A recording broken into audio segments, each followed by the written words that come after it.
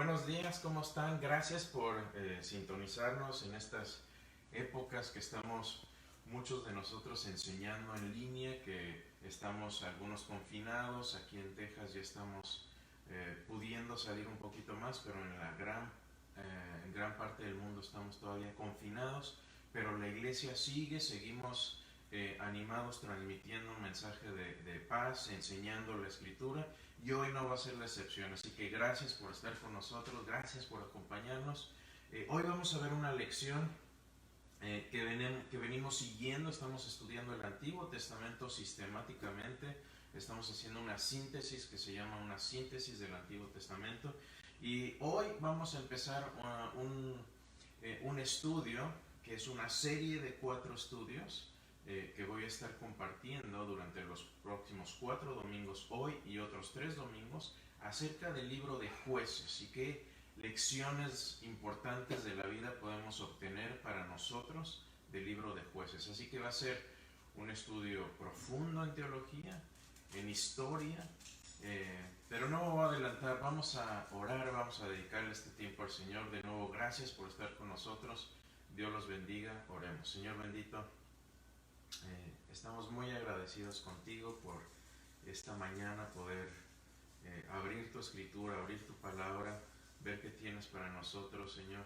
Ayúdanos a amarte con sinceridad cada día, a buscarte, que seas el Rey de nuestra vida, que tú reines en nuestro corazón. Y gracias por permitirnos en estos tiempos difíciles mandar un mensaje de paz, estudiar tu palabra y compartirlo a través de estos medios. Gracias también por la tecnología y gracias que tú sigues en tu trono y sigues reinando, Señor. Te damos gracias y te bendecimos en nombre de Cristo Jesús. Amén. Bueno, empecemos sin más preámbulo. No sé si ustedes me están viendo de aquí de Houston, o si son parte de la clase, o si tal vez simplemente llegaron aquí por accidente divino, pero los que viven aquí en el área de Houston, específicamente en el condado de Harris, que es el condado más eh, populoso del área de Houston, del área central de Houston, sabrán de una ley que se estableció hace una semana aproximadamente por la juez local Lina Hidalgo, que estableció que habría una multa de $1,000 y también posiblemente tiempo en cárcel para aquellas personas que no se cubran el rostro, que no usen algún tipo de tapabocas durante esta época de pandemia. Y esto causó mucha controversia. Incluso algunos ciudadanos, como un doctor del área local de Houston, demandó al condado de Harris y específicamente a la juez, diciendo que esto era una ley poco constitucional. Ahora no nos vamos a meter en cuanto a la política, si esto es correcto o incorrecto, pero cabe mencionar que el gobernador de Texas llegó unos días después e impuso una ley que supersede esta ley y que prácticamente dice que no se va a aplicar esta multa, que es recomendable usar tapabocas, pero no es algo que vayan ellos a penar por medio de la ley. Así que cuando pensamos nosotros en jueces, pensamos en este tipo de juez. Bueno, vamos a ver qué vamos a recorrer en esta lección, en esta clase. Lo que vamos a hacer es sencillo. Vamos a abordar el tema de jueces en 3 partes. La primera parte va a ser la de hoy, y en esta parte vamos a tener una apreciación general de lo que es el libro de Jueces. Vamos a ver el ritmo, ¿sí? Hay un ritmo en estas historias de jueces que vamos a estar viendo. Vamos a ver cuestiones de autoría, es decir, quién lo escribió, por qué se escribió, cuál es el tema central de este escrito, de este libro.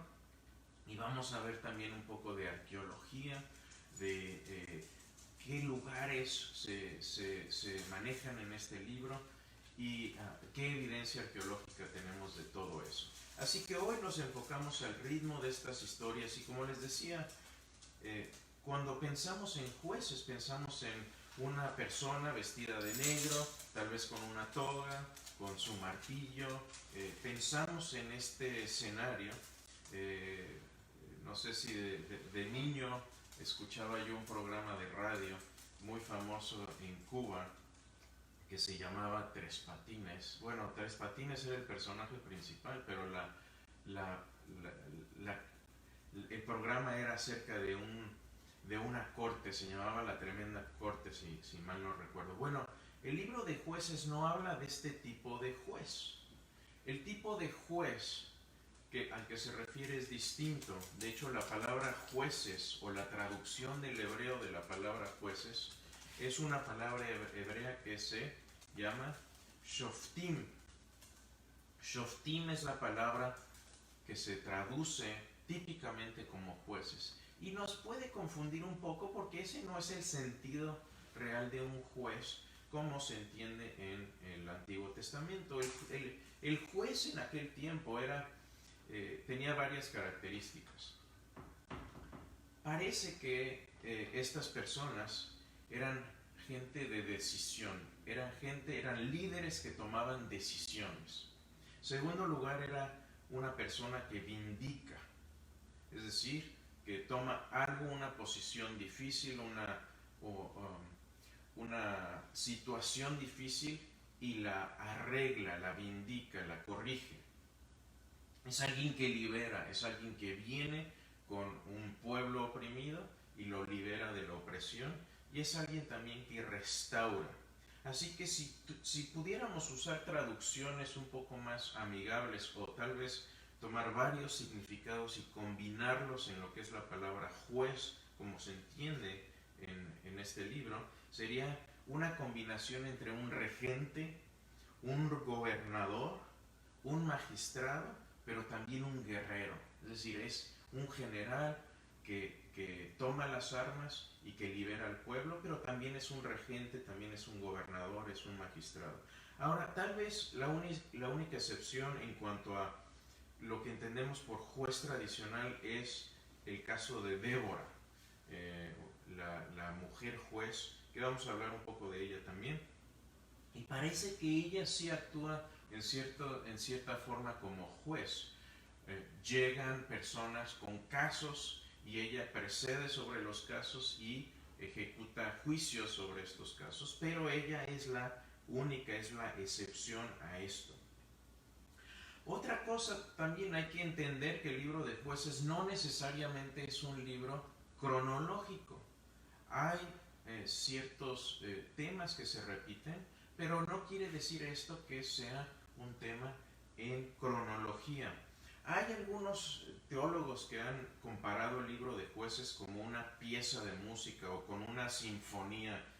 Por ahí mi amigo Esteban Vázquez predicó el domingo pasado un buen mensaje acerca de la música y cómo se relaciona esto con el virus y con lo que estamos viviendo. Bueno, véanlo, está en nuestra página en championforest.org, ahí lo pueden encontrar.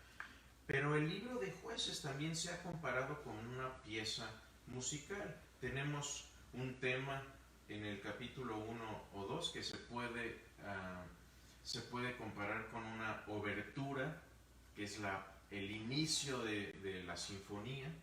Después hay variaciones sobre un tema. Si a ustedes les gusta la música clásica, habrán visto que hay un tema, una serie de notas que se repiten durante toda la obra, y lo mismo es el caso en Jueces. Desde el capítulo 3 hasta el capítulo 16 se nos presentan jueces que vienen y empieza un tema que se repite durante todos estos capítulos, y al final hay una coda.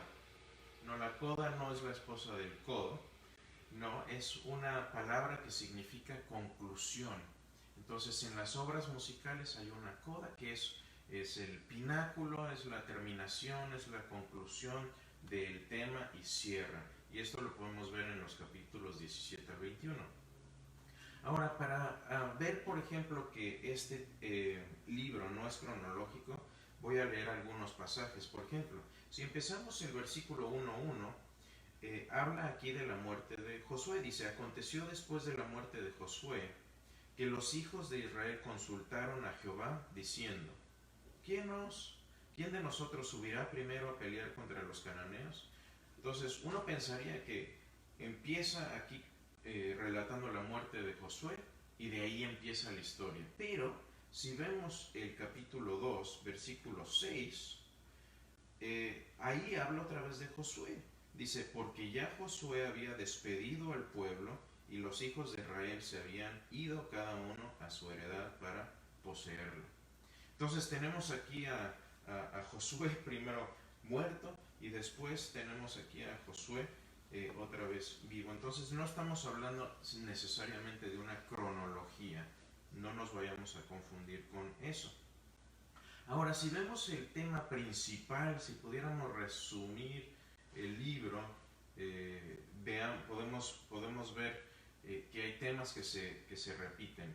El 2:11, capítulo 2, versículo 11, habla de esto. Dice: después los hijos de Israel hicieron lo malo ante los ojos de Jehová y sirvieron a los Baales. ¿Quiénes son los Baales? Baal quiere decir Señor, a dioses ajenos. Y después, si leemos otra vez el versículo 16 del mismo capítulo, se repite, dice: y Jehová levantó jueces que los liberasen de mano de los que los despojaban, pero tampoco oyeron a sus jueces, sino que fueron tras dioses ajenos, a los cuales adoraron. Se apartaron pronto del camino en que anduvieron sus padres, obedeciendo los mandamientos de Jehová, y ellos no hicieron así.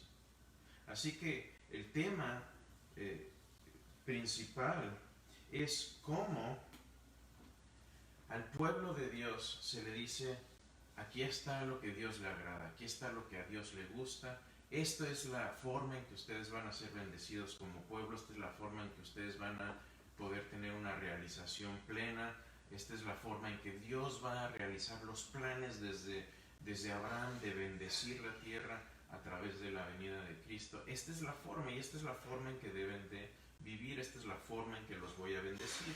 Pero ellos se alejan, entonces viene un juicio, viene una opresión, y después viene Dios levantando a un caudillo, a un juez, a un hombre temeroso de él, y este libera al pueblo, el pueblo se arrepiente y empieza el ciclo otra vez. Una vez que se arrepienten, se olvidan otra vez de los caminos de Dios y empieza de nuevo la espiral negativa.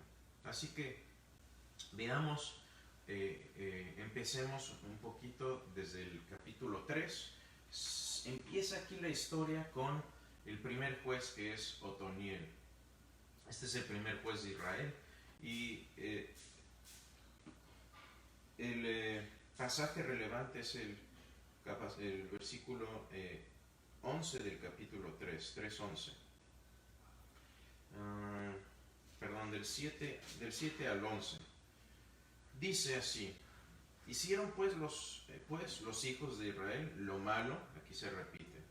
Primero hacen lo malo ante los ojos de Dios, olvidan a Dios y vuelven a los Baales y a las imágenes de Asera. Asera era la diosa de la fertilidad de Canaán y una de las deidades principales de los cananeos. Dice: y la ira de Dios se encendió contra Israel y los vendió en manos de Cusán Risataim, rey de Mesopotamia, y sirvieron a Dios, los hijos de Israel a Cusán Risataim 8 años.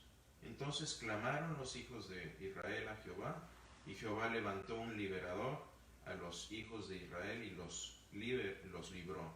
Esto es a Otoniel, hijo de Cenaz, hermano menor de Caleb. Entonces, si se acuerdan, Caleb, que fue uno de los 12 espías que se enviaron a la tierra de Canaán para ver cómo era, que había que examinar la tierra. Bueno, sucede que él tenía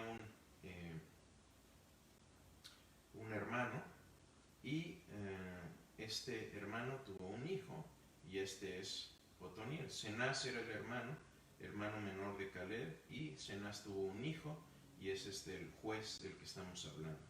Y dice así, continúa el versículo 10: y el Espíritu de Jehová vino sobre él y juzgó a Israel y salió a batalla, y Jehová entró en su mano, entregó en su mano a Cusán Risataim, rey de Siria, y prevaleció su mano contra Cusán Risataim.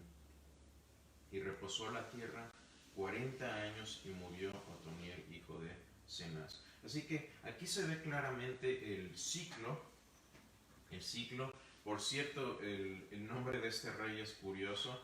Cusán Risataim significa el cusita, es decir, el origen de esta persona era cusita, y cusita de la doble iniquidad. Es decir, era una persona doblemente mala, doblemente corrupta, y esta es la persona que oprime a Israel. Entonces tenemos este ciclo: se levanta un regente con maldad, doblemente inicuo en este caso, viene la opresión al pueblo de Israel, viene después un arrepentimiento del pueblo y se levanta un libertador, un juez, Otoniel.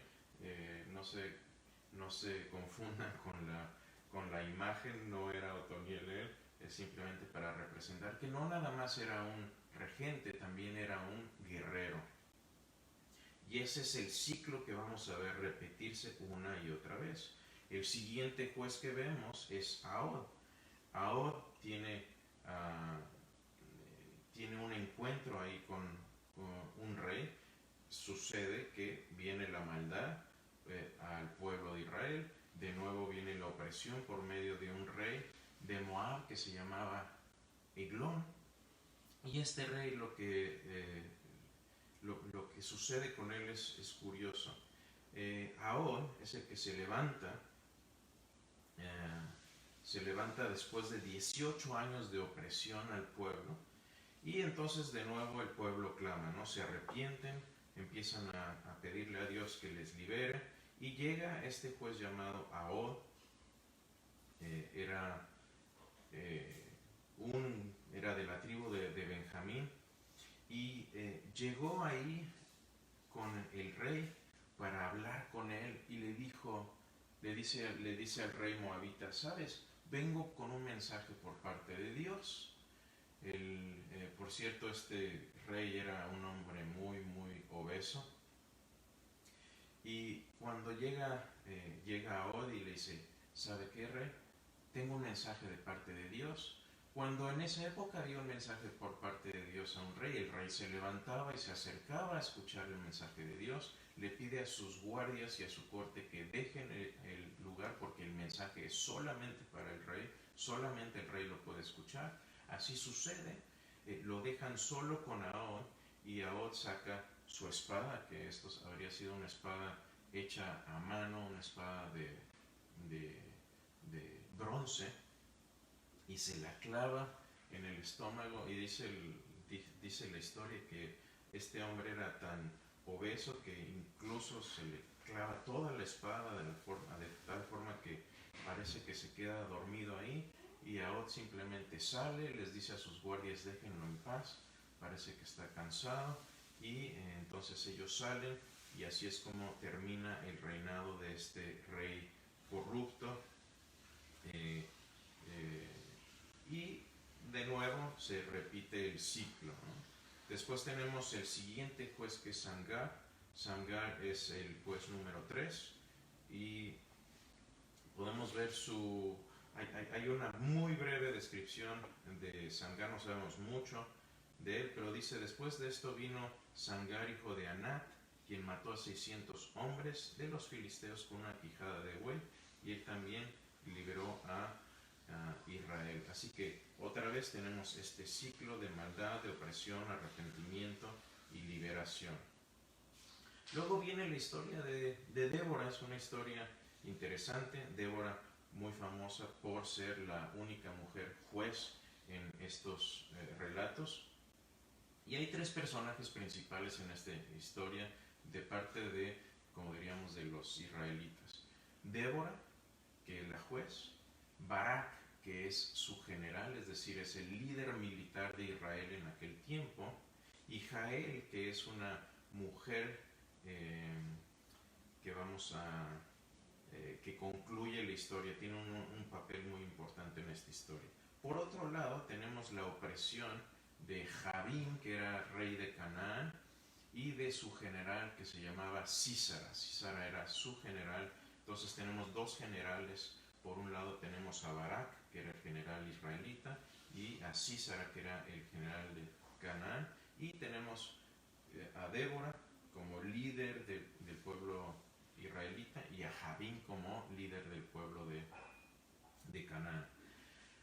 Sucede entonces que viene Jabín y invade a los israelitas, viene esta maldad por encima del pueblo de Israel, los oprimen, el pueblo se arrepiente y Débora entonces se levanta y llama al comandante Barak y le dice: ¿sabes?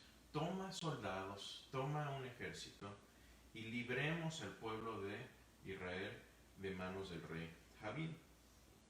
Ahora sucede que Barak era medio cobarde, no medio, bastante cobarde, y le pide a Débora, le dice: ¿sabes qué, Débora? Yo sí voy, pero acompáñame. Y Débora le dice: está bien, voy a ir contigo, pero entonces la gloria de la victoria no te va a corresponder a ti, le va a corresponder a una mujer.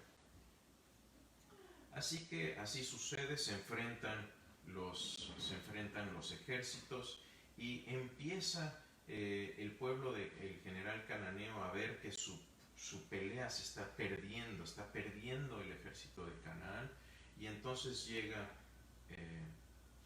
Sísara y empieza a huir del campo de batalla y llega a una tienda de una mujer. Aquí es donde entra Jael, y Jael es una mujer. Llega ahí Sísara y Sísara le dice: ¿sabes, mujer? Tengo mucha sed, estoy huyendo del campo de batalla, ayúdame. Y ella le dice: no hay problema, aquí hay un poco de leche, tómate esta leche, tranquilo, aquí no pasa nada, tú puedes descansar. Y él se queda dormido, y mientras él está dormido, Sísara toma su vida y lo mata mientras duerme. Y así es como la gloria no va a Débora, sino que va a Jael, que libera al pueblo israelita de manos de Jabín. Esa es la historia de Débora. Y después sucede que tenemos ahí otra vez, el ciclo se repite. Tenemos después a Gedeón. Y esta historia la vamos a ver después en alguna clase posterior, un poco más a detalle, pero el mismo ciclo: maldad, opresión y arrepentimiento. Gedeón es el sexto juez y él pelea contra los madianitas.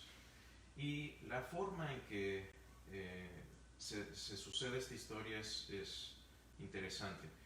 Gedeón también es un cobarde, tiene miedo. Dios le llama, pero él no escucha. De hecho, duda que sea Dios el que le está llamando, el que le está hablando. Dios le manda una serie de confirmaciones. Y por fin él se anima, entonces levanta su ejército y le dice: no, tienes demasiada gente, esta no es la forma en que yo voy a actuar. Por cierto, es interesante que un hombre tan cobarde como él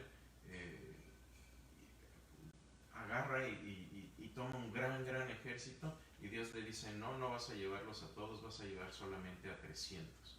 ¿Y cómo separa a estos 300? Bueno, lo hace más o menos al azar. En un momento en que los hombres tenían sed, van y toman agua, y Dios le dice: los que se llevan el agua a la boca, los vas a separar de los que se llevan la boca al agua, y esa es la forma en que los separa. Y lo que hacen es rodear el campamento de los madianitas, esperan a que caiga la noche, y en la noche a cada uno de estos 300 hombres se les da una antorcha, y a cada uno se le manda un diferente punto alrededor del campo de los madianitas y los rodean completamente, pero son 300 hombres nada más. Y lo que sucede es que los madianitas piensan que los está invadiendo un gran ejército, que cada antorcha es un grupo grande de soldados. Y cuando ven esto, los soldados de Gedeón lanzan un grito de guerra y los madianitas huyen despavoridos. Pero a todo esto, Gedeón sigue siendo un cobarde. Gedeón tuvo 70 hijos y uno de estos hijos fue Abimelech, y lo vamos a ver también en más detalle la semana entrante. Pero Abimelech se quiere hacer rey. De hecho, la palabra Abimelech quiere decir hijo de él, o el rey es mi padre.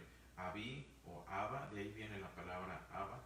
También Abi quiere decir padre y Melech quiere decir rey. Entonces, literalmente Abimelech quiere decir mi papi es el rey, o soy hijo de papi el rey.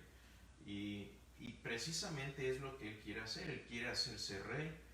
Mata incluso a sus hermanos para hacerse rey.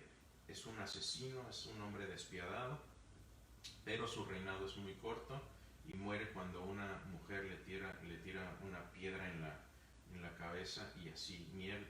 De hecho, no muere así, queda muy mal herido, y cuando está agonizando le pide a su escudero que lo mate en vez de que muera por la piedra, para que, dice él, para que la gente no diga que fui asesinado por una piedra que me cayó de una mujer. Quiero que diga la gente que morí a espada. Y así muere Abimelech. Pero vamos a ver más de esta historia. Tola es el siguiente juez, es el octavo juez. Podemos ver de hecho no sabemos mucho de él, pero viene relatado en Jueces 10. Y reinó durante 23 años, es lo único que sabemos. Tola, un dato interesante, quiere decir rojo o carmesí. Esta es una época en la que el pueblo de Israel está en guerra. Después viene el siguiente juez, que es Jair. Jair es el noveno juez de Israel en Jueces 10, y es un galadita, era un juez de Israel. Y en este periodo, por cierto, interesante, ustedes saben que hace unas cuantas clases vimos la historia de Ruth. Bueno, esta es la época en que Boaz se casa con Ruth, por ahí del año 1120 a.C. Esta es la fecha aproximada de cuando esto sucede. Después tenemos a otro juez, que es Jefté, y esta es una historia trágica, porque Jefté era un galadita, y este es uno de los únicos jueces a los que no fue levantado por Dios, sino que el pueblo le pide que los ayude. Viene esta maldad, esta opresión, el ciclo se sigue repitiendo, pero esta vez es contra los amonitas. Los amonitas vienen, sojuzgan otra vez al pueblo de Israel, viene esta maldad, esta opresión, el pueblo se arrepiente, y entonces lo que hacen es que sucede que Jefté, de hecho, tiene varios hermanos y es hijo de una prostituta, entonces tiene un mal nombre. Y Jefté, entonces, por su mal nombre, por su descendencia, es desterrado del pueblo de Israel, lo sacan, lo destierran, y viene esta opresión. Entonces, como saben que es un hombre fuerte, un buen líder, la gente va y le pide ayuda, le piden que vuelva al pueblo, y él dice, ok, sí voy a volver, pero quiero que me den legitimidad, que me restablezcan mi nombre, que me den honor. Y el pueblo le dice, está bien, lo que sea con que nos ayudes. Y él hace un juramento a Dios, él le dice a Dios, ¿sabes qué? Voy a hacer esto, si tú estás conmigo, yo lo que voy a hacer es sacrificar a lo primero que yo vea cuando regrese a casa después de liberar al pueblo. Y así sucede. Quiero proveer un poquito de contexto en esto. Lo que sucede es que cuando él regresa de liberar al pueblo de Israel, lo primero que ve salir es a su hija. Y entonces él sacrifica a su hija. Ahora, esto no es algo que la Biblia condona, simplemente habla de la terrible situación y de la corrupción también que estaba viviendo esta gente. ¿Por qué dijo esto esta persona? Bueno, en estas casas, en esos tiempos, lo primero que tenían enfrente de las casas eran los corrales de animales. Así que él se está refiriendo a sacrificar a un animal, no a sacrificar a algún miembro de su familia. El sacrificio humano era una abominación a Dios, y de hecho Dios les dice a los israelitas: no hagan sacrificios humanos como los pueblos paganos, como los cananeos están haciendo. Así que es una gran tragedia y sacrifica a su hija. La Biblia no condona esta acción, pero así sucede. Cuidado con los juramentos que hagamos. Después vienen 3 jueces de los que no sabemos mucho: Ibzán, Elón y Abadón. Son los siguientes jueces, se mencionan muy brevemente, no sabemos mucho de ellos. Viene después la tragedia de Sansón. Y antes de entrar aquí, quisiera hacer una breve pausa. Quiero ver quiénes están por ahí conectados. Vamos a ver, estamos aquí en nuestra página de Fundamento Firme. Vamos a ver quiénes están por ahí siguiéndonos. Vamos a ver, aquí estamos en el video en vivo. Acá estamos. Vamos a ver quién nos está siguiendo por ahí. Quisiera mandar algunos saludos. Qué bueno que están por acá. Déjenme cerrar aquí el volumen. Déjenme poner esto en...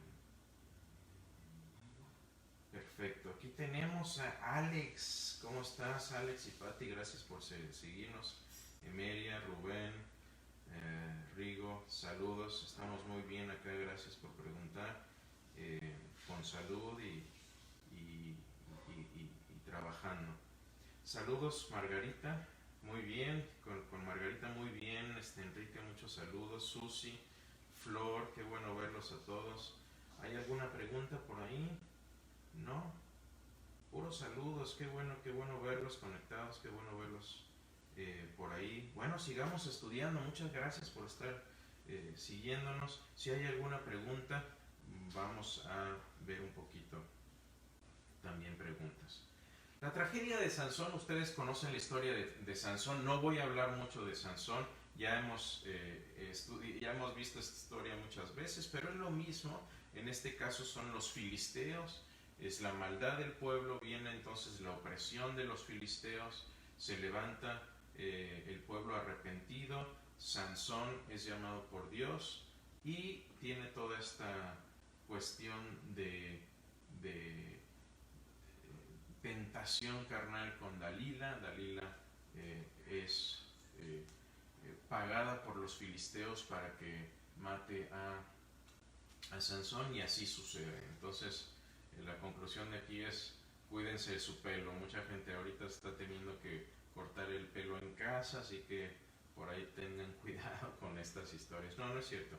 La idea es que y si ustedes ven el tema recurrente de muchos de estos jueces, es que la mayoría de estos jueces también tenían grandes fallas personales, y todo esto apunta a esta corrupción que está sucediendo en Israel por esta falta de un rey. Entonces, todo esto que Jueces está presentando es un preludio y es una explicación de por qué se necesitaba un rey, por qué Dios manda después un rey y por qué tenían que tener al rey correcto, no a cualquier rey. Tenían que tener la disposición de someterse al rey adecuado que Dios dispusiera. Pero también vemos aquí que ellos ya tenían a un rey, ya tenían al gran rey de Israel, que era Dios, y no se sometían a el maldad, opresión, arrepentimiento, y se repite el ciclo. Así que, ¿qué más sucede acá? Bueno, ya vimos que tenemos aquí del capítulo 1, en el capítulo 1 y 2 tenemos la entrada, la obertura de esta obra. Después en los capítulos 3 al 16 hicimos un resumen de estos reyes, de estos jueces. Y después al final tenemos en el capítulo 17 al 21, tenemos esta coda o esta conclusión de esta obra entre el capítulo 17 al 21. ¿De qué habla esta conclusión? Bueno, muy rápido, vamos a hablar rapidísimo de esto, porque quisiéramos sacar enseñanza espiritual de esto, no nada más quedarnos con la historia. En el capítulo 17 empieza la historia del sacerdote de Micaías y los hombres de Dan. Sucede que hay un hombre, Micaías, que se hace un ídolo y se hace también de un sacerdote que le administre el culto a este ídolo corrupto. Y esto lo que lleva es a una corrupción del pueblo hebreo, porque vienen los hombres de la tribu de Dan, que era una de las 12 tribus de Israel. Llega esta tribu de Dan y empiezan a adorar a este ídolo, y lo adoran y le empiezan a rendir culto junto con Dios. Es decir, no eliminan a Dios, pero agregan también a este ídolo. Y la conclusión de lo que sucede aquí lo podemos ver al final del capítulo 18 de Jueces. Déjenme ir por ahí. Jueces, capítulo 18 al final. Desde el 30 dice: y los hijos de Dan levantaron para sí la imagen de talla, y Jonatán, hijo de Gersón, hijo de Moisés, y sus hijos fueron sacerdotes en la tribu de Dan hasta el día del cautiverio de la tierra. Así tuvieron levantada entre ellos la imagen de talla que Micaía había hecho todo el tiempo que la casa de Dios estuvo en Silo.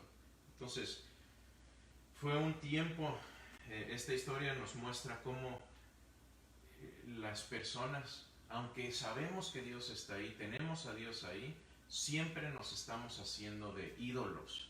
Queremos hacernos algo tangible que podamos ver aparte de Dios para satisfacer nuestra necesidad de amar a algo y amar a alguien. Y a veces tomamos cosas de este mundo y les damos el lugar que Dios le corresponde, con consecuencias terribles. Y eso es de lo que habla esta primera coda, esta primera parte de esta conclusión. La segunda historia que tenemos ahí es la del levita y su concubina. Levita tiene una concubina, la cual trata muy mal, no la aprecia, la trata como prostituta realmente.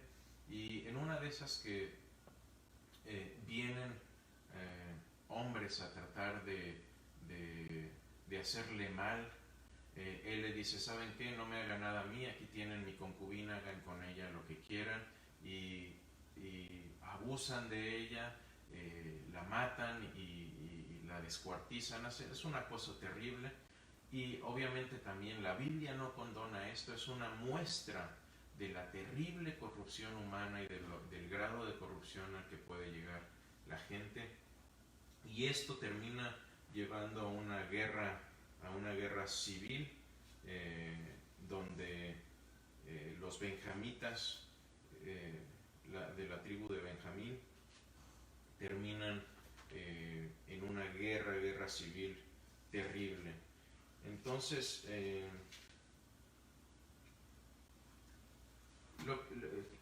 ¿cuál es el resumen? ¿Cuál es el resumen de estas historias?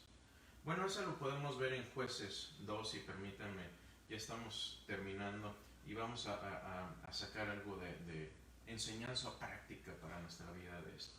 ¿Qué es lo que pasa? Dice Jueces 2:11: y toda aquella generación también fue reunida a sus padres, y se levantó después de ellos otra generación que no escuche esto, que no conocía a Jehová ni la obra que él había hecho por Israel.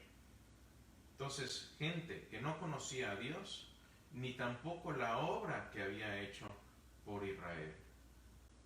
Este es el resumen de lo que sucedió y cuál es el problema central en el libro de Jueces. Es que la gente no conoció a Dios y se olvidaron de lo que había hecho por ellos.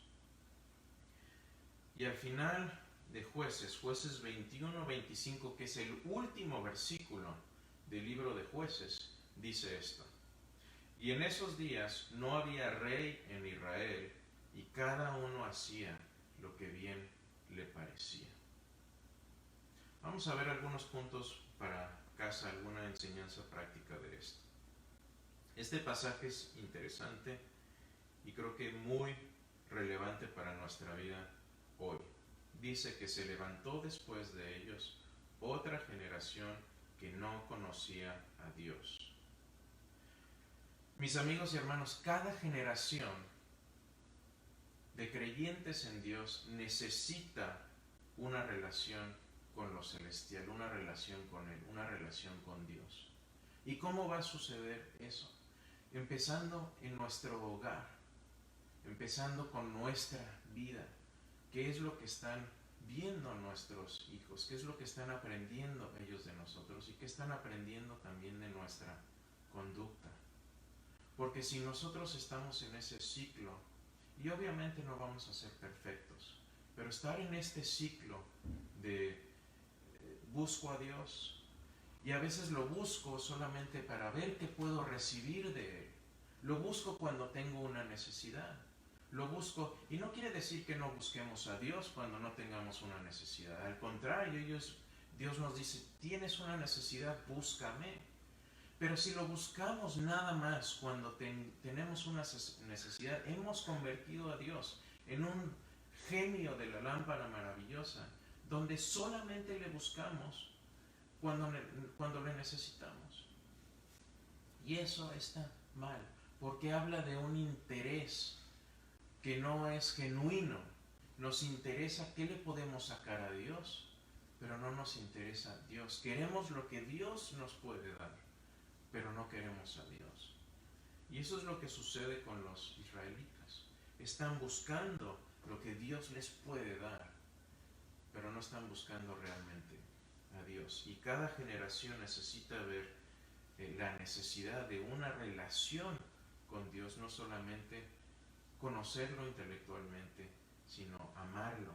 ¿Por qué? Porque si queremos poder amar bien a la gente que está alrededor nuestro, tenemos que recibir ese amor de Dios, porque nuestro corazón es engañoso, nuestro corazón es corrupto, y de ahí no va a salir el amor puro y maravilloso que Dios nos puede dar. El segundo punto es similar, que la gente, esta generación se levantó que no conocían no solo a Dios, sino que tampoco conocían la obra que Él había hecho por Israel. La vez pasada enseñé acerca de la duda y de la duda emocional, es decir, estamos viviendo en esta era del coronavirus, de COVID-19, y estamos pasando por tiempos muy difíciles. No son tiempos fáciles. Ayer hablaba con alguien de mi familia y me decía, estoy muy angustiado por esto, no sé qué hacer, me da dolor ver cómo está pasando tanta gente por necesidad. Y estoy de acuerdo, es algo difícil. Pero, ¿qué es lo que a mí me da fortaleza en estos momentos de dificultad? Recuerdo todo lo que Dios ya ha hecho por mí. Cada vez que a mí me llega un mensaje de agradecimiento, que alguien me dice, hermano, gracias por esto que puso en Facebook, o gracias por esta palabra, o gracias por esta clase. Y yo lo que hago es, primero le doy la gloria a Dios y lo agradezco, pero también trato de escribirlo en una bitácora, en un diario, con fecha y con nombres. ¿Por qué? Porque en estos momentos difíciles, cuando piense yo que Dios no está conmigo, son los momentos en los que yo necesito recordar a aquellos días y aquellos momentos en los que sí ha estado conmigo. Y cuando recordamos eso, nos vamos a dar cuenta que han sido muchos más los tiempos que Dios ha estado con nosotros que los que sentimos que Dios no ha estado. Porque Dios sí está ahí, y está ahí para que le busquemos, y le busquemos por amor, no solamente por lo que nos puede dar, lo que le podemos sacar, porque esa es una forma muy baja de amor. De hecho, no es una forma de amor. ¿A qué padre, y yo soy padre, a qué padre le gusta que sus hijos vengan nada más cuando necesitan dinero? Pero qué lindo es cuando viene una de mis hijas y sin querer nada, sin buscar nada, viene y me dice: papito, te quiero, y viene y me da un beso, un abrazo. Eso no tiene precio. Y para nuestro Padre Dios, ¿qué más interés hay que nuestro bienestar? Pero debemos buscarle con sinceridad y con amor. Contemos estas historias a nuestros hijos, contémonos estas historias y recordemos y guardemos un registro de esos momentos que Dios ha estado con nosotros y de esas oraciones que Dios ha contestado.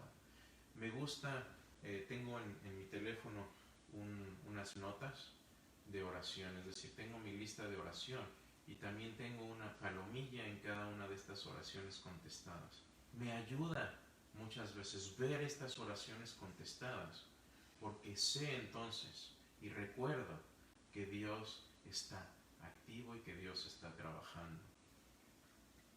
Y finalmente, esta es una gran advertencia. En esos días no había rey en Israel, cada uno hacía lo que bien le parecía. Jueces 21-25. Y la pregunta aquí obvia es: ¿quién es tu rey? Porque te voy a decir algo, tienes rey. Todos tenemos un rey. Todos tenemos algo que nos mueve y que nos rige. Tu rey es lo más importante para ti. Es lo que te hace levantarte en la mañana, es lo que te motiva. Y todos tenemos diferentes reyes. Está el rey del dinero. Si el dinero es tu rey, es para ti lo más importante. Y eso es lo que te va a motivar todos los días. Si el trabajo y la ocupación es tu rey, entonces vas a valorar el trabajo por encima de todo lo demás. Tal vez el rey es tu hijo o tu hija. Lo has levantado por encima de todo. ¿Sí? Muchas veces a nuestros hijos les decimos mi rey. Bueno, y es algo de cariño y está bien y sigámoslo haciendo, pero no pongamos a nuestros hijos o a cualquier otra persona por encima del verdadero rey, que es Dios. Nuestra pregunta es: ¿quién es nuestro rey hoy? Y en estos momentos en los que estamos pasando por incertidumbre, por dificultad, tenemos que poner a Dios en su trono. Tenemos que recordar que Él sigue ahí, que el trono sigue ocupado y que la tumba sigue vacía. Y el rey de nuestro corazón debe ser Jesús. Él debe reinar, porque en nuestro corazón va a haber corrupción, va a haber este ciclo que vemos en Jueces, va a haber esta maldad que entra en nuestro corazón. Vamos a veces desafortunadamente a actuar en esa maldad, pero si el rey de nuestra vida es Cristo, esa maldad se va a disipar, esa maldad va a terminar, porque Dios no la va a dejar entrar. Ya hay alguien en el trono, y cuando hay alguien en el trono, no hay nadie más que pueda ocuparlo, al menos que nosotros lo destronemos. Así que, mis hermanos, mis amigos, animémonos. Dios sigue ahí, Dios sigue trabajando, Dios sigue sentado. Estamos en una crisis, sí, estamos pasando por tiempos difíciles, desde luego. Hagamos lo correcto, hagamos lo que a Dios le agrada. Cuando tengamos que tomar una decisión difícil, pensemos primero: ¿qué es lo que a Dios le agradaría que yo hiciera en esta situación? Tal vez es algo que no quieras hacer, tal vez es algo difícil. Pero cuando pensamos, ¿qué es lo que a Dios le va a agradar? ¿Cuál es la forma correcta en que yo debo actuar? ¿Quién está en tu trono? Eso va a demostrar quién está en tu trono, quién está en el trono de tu corazón. ¿Hay un usurpador por ahí? ¿O está Cristo en tu vida y en tu corazón? Hermanos, vamos a orar. Señor bendito, Padre, queremos que tú no solo seas el juez de nuestra vida, sino que seas nuestro Padre. Y no solo eso, sino que somos tus hijos y somos hijos del Rey. Padre, queremos pedirte que no olvidemos el hecho de que no solo eres nuestro Rey, pero que como niños pequeños podemos ir con el Rey y despertarte en cualquier momento, y sabemos que no te vas a enojar con nosotros cuando te necesitemos. La única persona que puede despertar e incomodar al Rey a las 3 de la mañana es su pequeño hijo, y nosotros somos tus pequeños hijos y nos amas. Te quiero pedir que en estos momentos que estamos pasando tanta dificultad, tanta incertidumbre, tantas emociones difíciles, que estés con nosotros, que nos des paz en el corazón, que sepamos que tú sigues ahí en el trono sentado y que la tumba sigue vacía, Señor. Danos esa esperanza, y que esa esperanza se refleje en un gran amor en nuestro corazón que podamos darte a ti y a los que están a nuestro alrededor, Señor.